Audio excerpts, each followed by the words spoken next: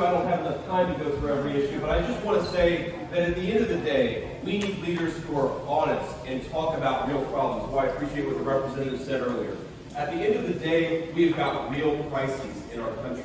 We cannot deal with the same old politicians who get elected and maybe they pass a good law, maybe they pass a bad law. We are living in a country where the universities that control our economy and control our knowledge are brainwashing our children. We live in a country where the companies are in bed with the Communist Chinese Party instead of investing in their own country.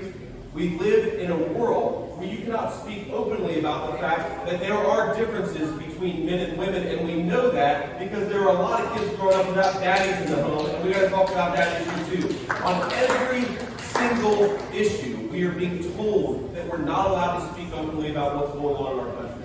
You're not allowed to talk about the fraudulence at our southern border. You're not allowed to talk about the fact that we have a lot of little kids growing up without moms and dads in the home. You're not allowed to talk about the continuing heroin epidemic that's destroying our communities. You're not allowed to talk about the real issues because when we talk about the real issues in this party, we win. Now I'm going to shut up because I have a whole lot of time. But one of the things that Ruth said earlier, thank you to Lisa, thanks to Ruth, thanks to everybody for having me today, and thanks for listening to me. One of the things that I love about this country is that, yeah, we all come from different places. We all come from different walks of life. But the motto of this country is E pluribus unum, out of many one. And right now the left is obsessed with dividing us. This diversity call, that's not about celebrating differences, it's about emphasizing what divides us.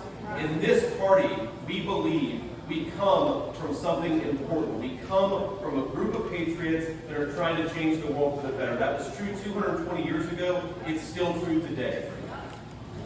If there's anything I hate about the left right now, it's the constant assault on our history, the constant effort to try to make us ashamed of our history. But the thing to do about that is not just to complain about the left criticizing our history. Let's tell an alternative and true story about American history. And one of my greatest and most favorite stories is about a guy by the name of John Brown. And John Brown, if you don't know, was an old abolitionist in the 1840s and 1850s in this country. Even then, and today, people debate about John Brown's legacy. Was he a freedom fighter? Was he a domestic terrorist? Was he somehow both? American history is complicated. It's true then, it's true now. But John Brown tried to start a slave rebellion in this country to try to free the slaves. And he was put to death. I believe in 1857 he was put to death not long before the Civil War. And his last words on the gallows were not resentment or hatred or criticism of the country. He looked out at the Appalachian Mountains and said, "My God, this is a beautiful country." Ladies and gentlemen, think about that. On moments away from his death, looked out at this country and said, "My God, this is a beautiful country." That was true when he said it. It's true today. Let's keep fighting for it. Thanks for having me.